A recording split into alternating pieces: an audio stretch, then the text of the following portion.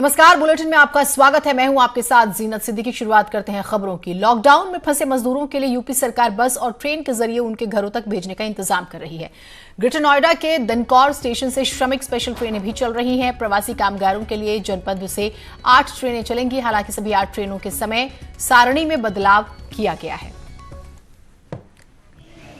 तो कुल मिलाकर कोशिशें यही हो रही हैं कि मजदूरों को जो जाना चाहते हैं अपने अपने गांव में, उन्हें भिजाया जाए सुरक्षा के साथ। और ये आप देख रहे हैं कि बाकायदा मार्किंग की गई है कि आपको इतनी दूरी में खड़े होना है। मार्किंग के जरिए भी लोगों को जानकारी या हमें कहें कि बचाव के स्टेप्स जो हैं उनके लिए उठाए जा रहे। तो तैयारियां जो हैं पूरी की जा रही। ग्रेटर नोएडा के दादरी दनकौर से 8 ट्रेनें चलेंगी। सभी मजदूरों को घर पहुंचाएगी सरकार।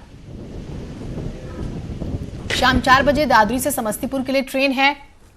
और ये जानकारी आपके लिए इसलिए भी महत्वपूर्ण हो जाती है। अभी आपने देखा कुछ वक्त पहले मुंबई में क्या हुआ। जिन लोगों के नाम थे वो तो स्टेशन पहुंचे ही, एक अफवाह फैल जाती है कि जो चाहे वो जा सकता है और फिर बहुत सारे लोग सामान लेके पहुंच जाते हैं। तो ये खबर आपके लिए इसलिए महत्वपूर्ण है कि अगर आप जाने की कोशिश, कुछ लोग जो हैं, तो अगर आपको ऐसे मजदूर मिलते हैं तो आप उनकी हेल्प कीजिए, उन्हें जानकारी दीजिए। तो रात 9 बजे दनकौर से प्रतापगढ़ वाराणसी, शाम 7 बजे दादरी से सहरसा के लिए ट्रेन चलेगी। सरकार ने श्रमिकों की घर वापसी के लिए नोएडा से कल पहली ट्रेन 11 बजे रवाना होगी। इस समय हम खड़े हैं दनकौर स्टेशन से। नोएडा में दनकौर और दादरी से 2-2 ट्रेनें यहां से रवाना होंगी। इस समय हम खड़े हैं दनकौर में और जायजा लेंगे कि किस तरीके से प्रशासन ने तैयारियां की हैं। आप देख सकते हैं यहाँ पे कि सोशल डिस्टेंसिंग के लिए यहाँ पे गोले बनाए गए हैं और साथ ही वो जो आप सामने देख रहे हैं वहाँ पे टेंट लगाया जाएगा, जिससे कि जो मजदूर यहाँ पर आए उनको किसी भी तरीके की कोई दिक्कत ना हो, क्योंकि गर्मी बहुत ज़्यादा है। उसके बचाव के लिए यहाँ पे टेंट की व्यवस्था की गई है। और आप ये देख सकते हैं कि स्टेशन पर भी पूरी तरीके से जो सोशल डिस्टेंसिंग का पालन करने के लिए गोले बनाए गए हैं और साथ ही जो पुलिस प्रशासन है वो भी काफ़ी सख्त नज़र आ रहा है। ब्रीफिंग की जा रही है यहाँ पे कि कल जब मजदूर लगभग 6000 मजदूर स्टेशन से रवाना होंगे तो उनको किसी तरीके की दिक्कत ना हो और साथ ही किसी भी तरीके की स्थिति का सामना करने के लिए ये जो पुलिसकर्मी है ये पूरी तरीके से तैयार रहे। इसके लिए यहाँ पर ब्रीफिंग की जा रही है कि किस तरीके से सिचुएशन को हैंडल करना है। 2 स्टेशनों से यहाँ पर ट्रेन रवाना होगी। जो पहली ट्रेन रवाना होगी वो दादरी से 11 बजे रवाना होगी। उसके बाद दनकौर से 12 बजे यहाँ से ट्रेन। तो ये महत्वपूर्ण जानकारी थी। आगे बढ़ते हैं, लॉकडाउन 4 की बात करते हैं। लखनऊ के लिए नियम जारी हुए हैं। कंटेनमेंट जोन में सिर्फ जरूरी सेवाओं की दुकानें ही खुलेंगी। शाम 7 बजे से सुबह 7 बजे तक आवागमन जो है वो बंद रहेगा। सिर्फ जरूरी काम के लिए ही अब बाहर आप निकल सकेंगे लोग। बाजार खोलने के लिए लेफ्ट राइट फॉर्मूला है। एक दिन सड़क के राइट, दूसरे दिन लेफ्ट साइड की दुकानें खुलेंगी। ग्रीन जोन के एरिया से होम डिलीवरी दे सकेंगे रेस्टोरेंट्स। ठेलों, रेहड़ी पटरी वाले अपनी दुकान खोल सकेंगे। सिनेमा हॉल्स और शॉपिंग मॉल्स बंद रहेंगे। स्पोर्ट्स जोन और स्टेडियम्स बंद रहेंगे। जिम, जिसका हम जिक्र करें, वो भी बंद। और सभी आदेश लखनऊ के 21 ये जो आदेश है लखनऊ में 21 मई से लागू हो जाएंगे। तो लॉकडाउन 4 में दुकानों के खुलने पर न्यूज 18 के साथ एक्सक्लूसिव बातचीत में औद्योगिक विकास मंत्री सतीश महाना ने कहा है कि जिलों में अधिकारी बैठकर तय करेंगे कि ऑड इवन के मॉडल के साथ किस तरीके से जाया जाए। साथ ही सोशल डिस्टेंसिंग और नियमों का पालन किया कैसे जाए, कराया कैसे जाए। जी, कंटेनमेंट जोन में दुकानें नहीं खुलेंगी। कंटेनमेंट जोन के अलावा सभी प्रकार की दुकानें खुलेंगी। उसमें किसी भी प्रकार का कोई कंफ्यूजन नहीं है। कंटेनमेंट जो भारत सरकार के द्वारा जो गाइडलाइन जारी करी गई है, जैसे पब्स हैं, मॉल्स हैं, सिनेमा हॉल्स हैं, स्कूल्स हैं, इन भारत सरकार की गाइडलाइन को फॉलो करते हुए बाकी मार्केट सारे की सब खुलेंगे। लेकिन उसमें इस बात का ध्यान रखा जाना चाहिए कि एकदम भीड़ ना आ जाए, उसमें सोशल डिस्टेंसिंग बनी रहे। बहुत सारे मार्केट हैं जो आउटस्कर्ट्स के अंदर हैं, जो शहरी बाहर क्षेत्र में जहाँ पर भीड़ का ज़्यादा नहीं होती, तो उनको पूरी तरीके से खोलने की बात है। शहर में जो बड़े बाज़ार हैं, उन बड़े बाज़ारों को व्यापार मंडल और जिलाधिकारी आपस में बैठ कर तय कर लेंगे कि कौन सा ऑड इवन के हिसाब से खोलना है, लेफ्ट राइट के हिसाब से खोलना है। अगर बहुत ज़्यादा भीड़ होने की अपेक्षा नहीं है तो सभी खोली जा सकती हैं। लेकिन मुख्य उद्देश्य ये है कि सोशल डिस्टेंसिंग का फॉलो होता रहे। जो दुकानदार हैं उनको मास्क लगाना और ग्लव्स पहनना अनिवार्य है। जो ग्राहक हैं अगर वो बिना मास्क के दुकान के ऊपर जाते हैं तो उनको सम्मान ना दिया जाए। ऐसे सरकार का उद्देश्य है, ऐसी सरकार की मंशा है, जिससे दोनों लोग सुरक्षित रहेंगे। मकसद दुकानें सब खोलने का है, लेकिन दुकानों के खोलने के साथ साथ उस सुरक्षा मानकों का कैसे पालन किया जा सकता है, ये स्थान से स्थान के ऊपर निर्भर करता है और मार्केट से मार्केट के ऊपर निर्भर करता है।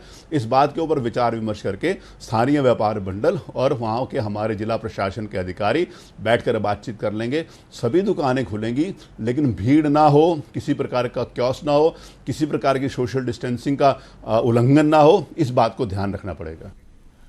उत्तर प्रदेश में सरकार की सख्ती के बाद भी तमाम मजदूर हाईवे की सड़कों पर पैदल चलते हुए नजर आ रहे हैं। हाईवे पे जो है आप तस्वीरें देख सकते हैं। और कानपुर की हम बात करते हैं, आज ऐसा ही कुछ देखने को मिला। यहाँ कोई विशाखापट्टनम से पैदल चलता रहा तो कोई बेंगलुरु से जब तक पैसा था तब तक ट्रकों और लोडर वालों को पैसा देकर वो बैठते रहे। जब पैसे खत्म हो गए तो फिर पैर ही सहारा थे। इनके पैरों की हालत भी आप देख सकते हैं।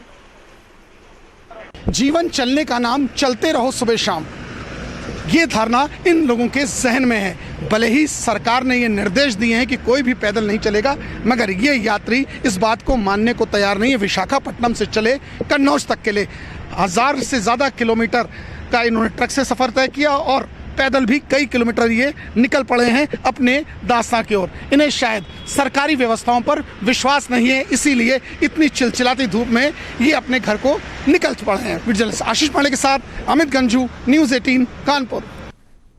लॉकडाउन 4 के दूसरे दिन बनारस के बाजारों में रंगत दिखाई दी। एक तरफ पूरी दुनिया में विख्यात बनारसी मिठाई की दुकानों के शटर उठ गए हैं, तो वहीं जरूरी सामान से जुड़े अन्य सामानों की भी बिक्री शुरू हो गई है। हालांकि अभी रेस्टोरेंट्स, सलून आदि दुकानें बंद हैं। सड़कों पर भी चहलकदमी की पुरानी जैसी रौनक वापस लौटने लगी है। सार्वजनिक यातायात के तौर पर फिलहाल सबसे पुरानी सवारी यानी हाथ रिक्शा शुरू हो गया है और ट्रैफिक को लेकर अभी कहीं पर नियम फॉलो हो रहे हैं, कहीं पर थोड़ी सी लापरवाही नजर आई। दोपहिया वाहनों पर डबल सवारी करते भी कुछ लोग दिखाई दिए। हालांकि दुकानें खोलने को लेकर अभी कंफ्यूजन की स्थिति लोगों में नजर आई।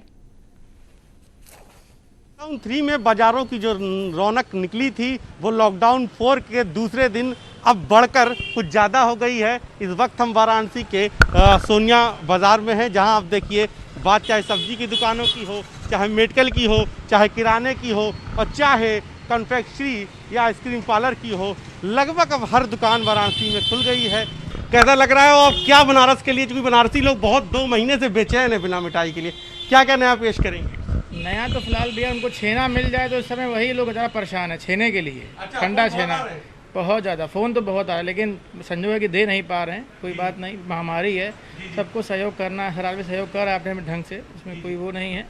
लेकिन ठीक है, अब खुला है तो अच्छी बात है, कम से कम धीरे धीरे सब चीज़ें अपने अपने लाइन पे आ रही हैं। अभी तो चूंकि अब आपके लिए तो बड़ा चुनौती ये होगा, बहुत दिनों बाद खुला है, दूध की उपलब्धता, सबकी उपलब्धता बड़ा थोड़ा अभी शुरुआती कठिन काम। तो कोई बड़ी बात नहीं है, समय लगेगा लेकिन धीरे सब कुछ हो जाएगा, सब हो जाएगा। तो फिलहाल हम आपको कुछ और तस्वीरें दिखा दें कि ये देखिए बनारस में यातायात भी शुरू हो गया, जो रिक्शे हैं वो शुरू हो गए हैं और इसके साथ ही जो देखिए जनरल स्टोर है वहाँ पर ये सोशल डिस्टेंसिंग का पालन करते हुए दूध मिल गया है। अभी कुछ दिन में सती सावित्री, वट सावित्री का व्रत है, जो पूरे देश की सुहागिन महिलाएं बड़ी संख्या में रहती हैं, बरगद की पूजा होती है, उसके लिए जो पूजन सामग्री की जो दुकान है वो भी देखिए खुल गई हैं। ये पूजन सामग्री की दुकानों पर भी जो है भीड़ लग गई है, लोग पूजन सामग्री खरीद रहे हैं। ये मेडिकल स्टोर्स की दुकान है जहां आप देखिए पूरा सोशल डिस्टेंसिंग का पालन करते हुए जो है यहाँ पर जो बिक्री है दवाइयों की वो हो रही है। कुछ और भी चाय चाय की दुकान खुलवल के नहीं? अभी नहीं खुला भैया। कब खुला चाय? देखिए अभी तो कुछ कहा नहीं जा सकता, अभी कंफ्यूजन है। अभी कंफ्यूजन है। अच्छा। तभी चाय की दुकान हमारे साथी यहाँ की मशहूर चाय है जो है बहादुर चाय टी स्टॉल, वो अभी नहीं खुला हुआ है और फिलहाल उनका कहना है कि कंफ्यूजन है अभी। और कुछ हालांकि इस कंफ्यूजन की स्थिति में कुछ दुकानें खुल भी गई हैं, हम आपको दिखाएं। ये सामने एक चाय की दुकान है, वो आप देखिए खुल भी गई हैं अभी। तो कुछ चाय की दुकानें अभी खुल गई हैं, कुछ चाय की दुकानें नहीं खुली हैं। हालांकि किसी को भी वहाँ पे बैठाया नहीं जा रहा है। हम कोशिश करते हैं कि यहाँ पे आपको तस्वीरें दिखाने की कोशिश करें कि कुछ इस तरीके से यहाँ पे चाय की दुकानें खुल गई हैं। ये चाय की दुकान खुल गई है, पनीर की दुकानें खुल गई हैं। तो फिलहाल कन्फ्यूज़न के बीच बनारस का जो बाज़ार है वो लॉकडाउन 4 के दूसरे दिन लगभग खुल गया है और जो बनारस के बाज़ार की जो रौनक थी वो लगभग एक तरीके से वापस आ गई है। हालाँकि जो अब तक जो नियम था वो हर दिन के लिए एक नियम था, कुछ दिन स्टेशनरी की दुकान खुलेंगी तो कुछ दिन राशन की दुकानें खुलेंगी, लेकिन अब लॉकडाउन 4 के दूसरे दिन जो है कुछ बाजार की तस्वीर, बनारसी बाजार की तस्वीर कुछ इस तरीके है। कैमरा पर्सन पंकज सिन्हा के साथ उपेंद्र द्विवेदी, न्यूज़ 18 वाराणसी। लॉकडाउन के चौथे चरण के पहले दिन लोगों को बहुत सारी रियायत मिलने की उम्मीद जगी। मुमकिन उम्मीद है कि राजधानी लखनऊ के बाजारों को भी चरणबद्ध तरीके से खोला जा सकेगा। इसके अलावा सड़कों पर चलने वाले 4 पहिया वाहनों में ड्राइवर के अतिरिक्त 2 लोगों को बैठने की अनुमति होगी। इसके साथ ही 7 स्टेडियम भी खोले जा सकेंगे। शादी घर भी जो है खोले जा सकेंगे, लेकिन शादी के कार्यक्रम में 50 से ज्यादा लोग नहीं होंगे और इसकी अनुमति जिला प्रशासन से लेनी होगी। लॉकडाउन 4 के दूसरे दिन आज से लोगों को तमाम तरह की रियायतें मिल सकती हैं। मुमकिन उम्मीद है कि आज शाम से दुकानों को दिन के हिसाब से खोले जाने का निर्णय आ जाए, यानी ये तय हो जाएगा कि सोमवार को कौन सी दुकान खुलेगी और उसके बाद मंगलवार को किस तरह की दुकानों को खोला जा सकेगा। इसके अलावा सड़कों पर चलने वाले वाहनों में भी कई तरह की छूट लोगों को दी जा सकती है।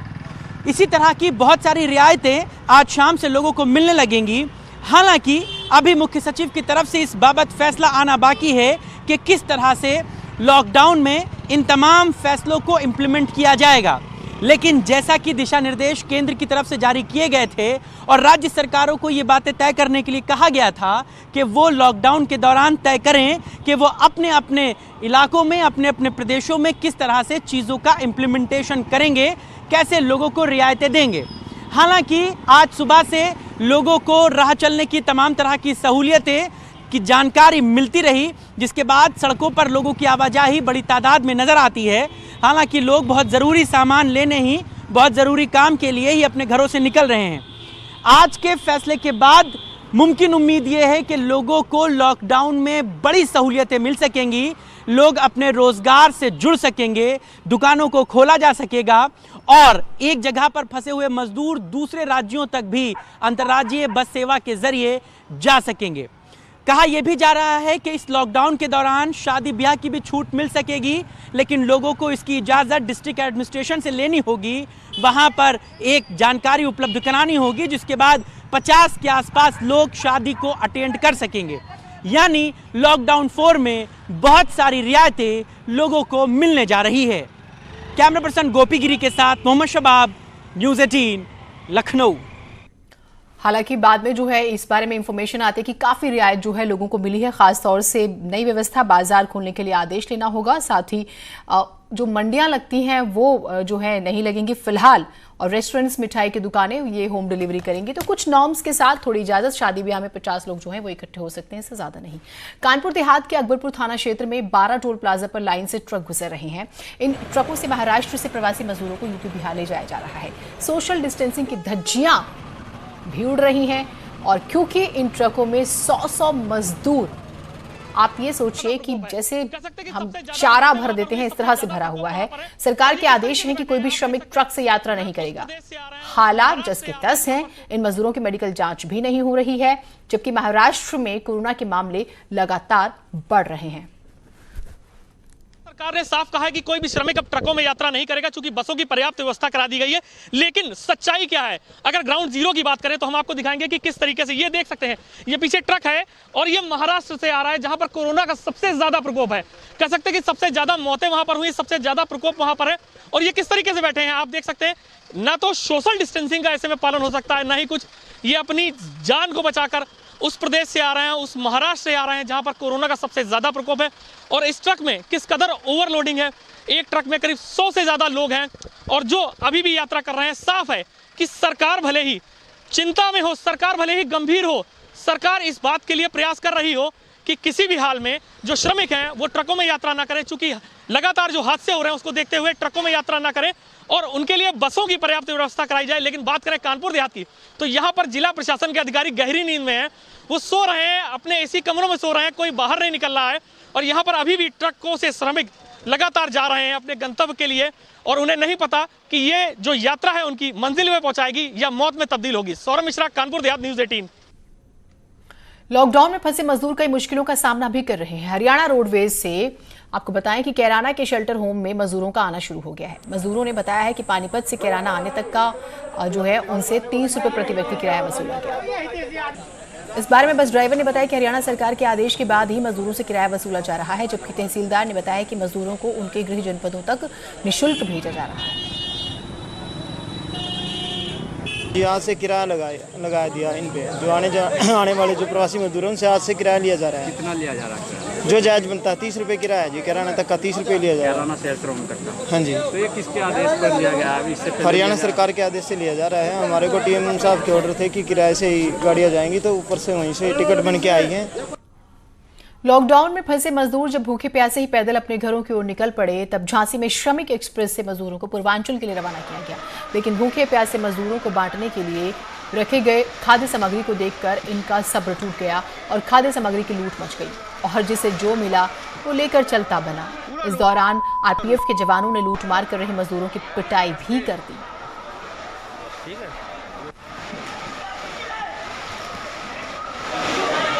तो देखिए ये भूख आपसे क्या नहीं कराती है। ये मजदूर दर बदर भटके अपने गंतव्य की तरफ जब ये जाने के लिए पहुंचते हैं स्टेशन पर, और फिर क्योंकि खाना चाहिए, देखिए जिसे जैसे मौका मिला जितना वो लूट पाए उन्होंने लूट लिया, मार भी खाई है और खाने का सामान भी लूटा है। पिछले दिनों तस्वीर बिहार से आई थी, वहां पर भी आपने देखा कैसे छीना चपटी हो रही थी खाने को लेकर। और यहाँ पर भी ये जो पैकेट्स हैं, आप इनके हाथ में चिप्स के बिस्किट्स के पैकेट्स देख रहे हैं और ये लेके और फिर ट्रेन में जो है घुस जाते हैं, भागते हुए नजर आ रहे हैं अफरा तफरी खाने के सामान को लेकर।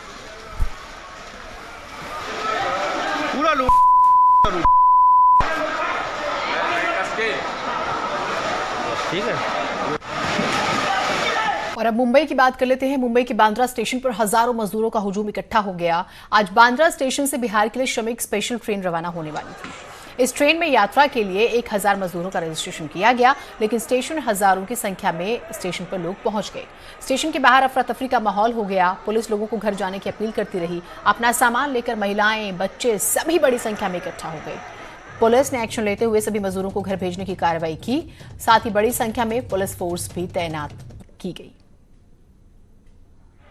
तो कुल मिलाकर देखिए 12 बजे का टाइम था, ट्रेन जानी थी बिहार और उत्तर प्रदेश के लिए, लेकिन हुआ ये कि जिन लोगों का रजिस्ट्रेशन था वो तो पहुंचे ही, साथ ही ये अफवाह फैल गई कि कोई भी जा सकता है। और इस सूरत में बहुत से ऐसे लोग थे, क्योंकि सबका रजिस्ट्रेशन संभव भी नहीं है, उस लिहाज से नहीं हो पाया था यानी कि।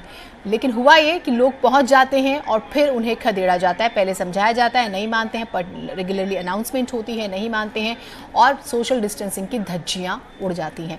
उन्हें भेजा गया, समझा बुझा कर लाठीचार्ज करना पड़ा, हल्का बल प्रयोग करना पड़ा और उसके बाद ये लोग पहुंचते हैं और जिन लोगों का रजिस्ट्रेशन था उन्हें जो है इजाज़त मिलती है और वो अपनी जगह जाते हैं, यानी कि बिहार और यूपी के लिए। लेकिन आप जो तस्वीरें देख रहे हैं, आप अंदाज़ा लगाइए कि किस तरह से व्यवस्थाएं फेल होती हुई नजर आ रही हैं और मजदूर तितर बितर बिखरे हुए नजर आ रहे हैं। एक अफवाह उन्हें इकट्ठा कर देती है और उसके बाद हम देख रहे हैं कि कोरोना बेसिक बात कहता है कि आपको इकट्ठा नहीं होना है, लेकिन वही नजर आता है।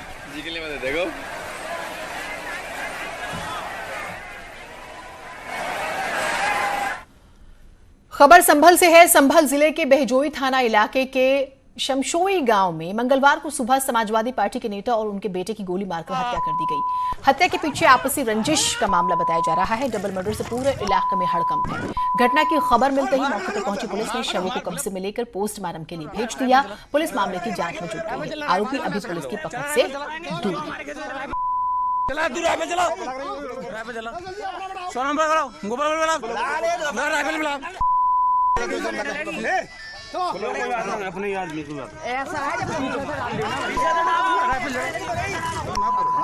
बहजोई थाना क्षेत्र के शमशोई गांव में एक मनरेगा की सड़क बन रही थी, जिसको लेकर के पूर्व प्रधानपति और सविंदर नाम के व्यक्ति के बीच में विवाद हुआ। यहां पे फायरिंग हुई, जिसमें 2 व्यक्ति की गोली लगी है। मौके पे मृत्यु हुई है, जिसमें एक छोटेलाल दिवाकर और दूसरा सुनील उसका पुत्र है। इन दोनों की मृत्यु हो गई है। इन दोनों को पोस्टमार्टम के लिए भेजा जा रहा है। तहरीर लेकर के विधिक कार्रवाई की जा रही है। 3 टीमें बनाई गई हैं, गिरफ्तारी सुनिश्चित की जा रही है तत्काल। इसमें कुछ लोगों को हमने उठाया भी है और उनसे पूछताछ जारी है और FIR लिखते ही हम उसमें विधिक कार्रवाई करेंगे। गाँव वालों का आरोप है कि प्रशासन की लापरवाही से मर्डर हुआ। इसको भी जांच का विषय है, जांच किया जाएगा। तो एक तरफ एसपी नेता और उनके बेटे की हत्या होती है और आगरा में दबंगों की दबंगई भी देखने को मिल जाती है। मामला एतमाउद्दौला थाना क्षेत्र का है, जहां रात में बाइक सवार 2 बदमाश हथियार से हवाई फायरिंग करते हुए दिखाई देते हैं, बाद में आराम से चले जाते हैं। पूरी घटना CCTV में कैद हो जाती है, लेकिन इलाके में दहशत जरूर फैल गई है।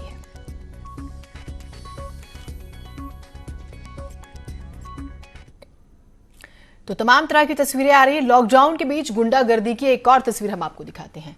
एक महिला राशन लेने गई, लेकिन वहां उसकी पिटाई कर दी जाती है। देखिए। मार उनके मार,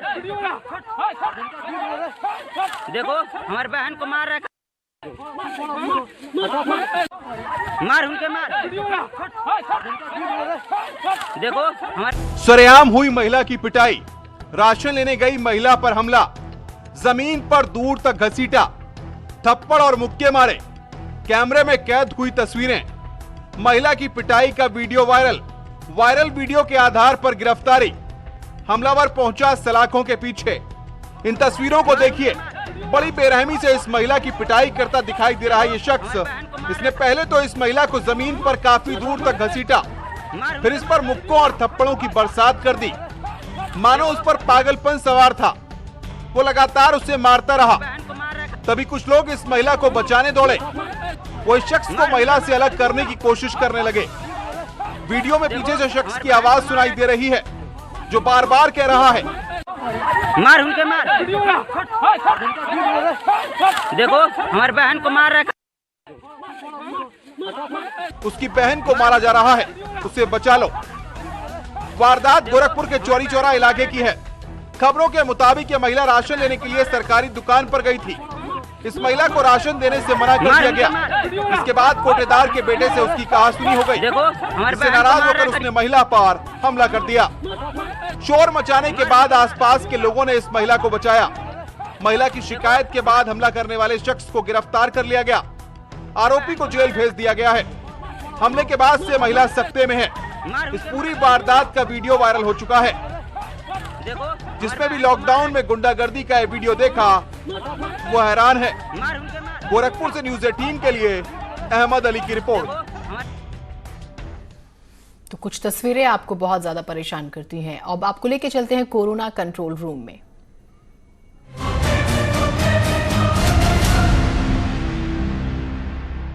मैं जोधपुर से यशस्वी बोल रही हूं और मेरा सवाल है कि कोरोना वायरस के चलते डर बना रहता है और मानसिक तनाव की स्थिति पैदा हो रही है, और अब हम इस स्थिति से कैसे निपटें? मैं सुशील भारद्वाज डभरा छत्तीसगढ़ से।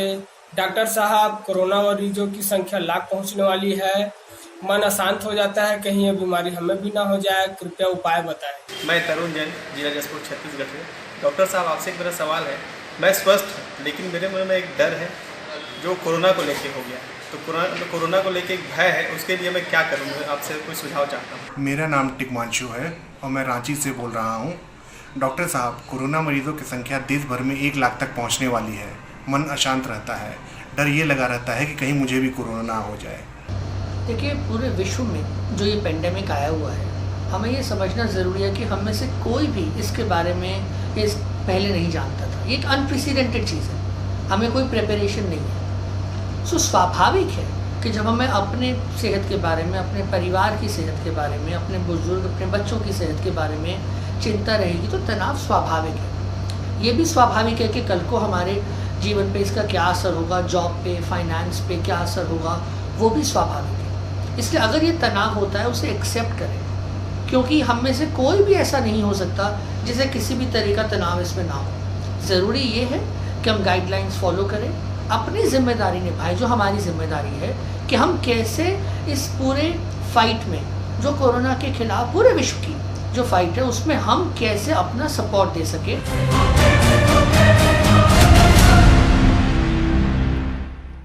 और फिलहाल इस बुलेटिन में इतना ही। नमस्कार।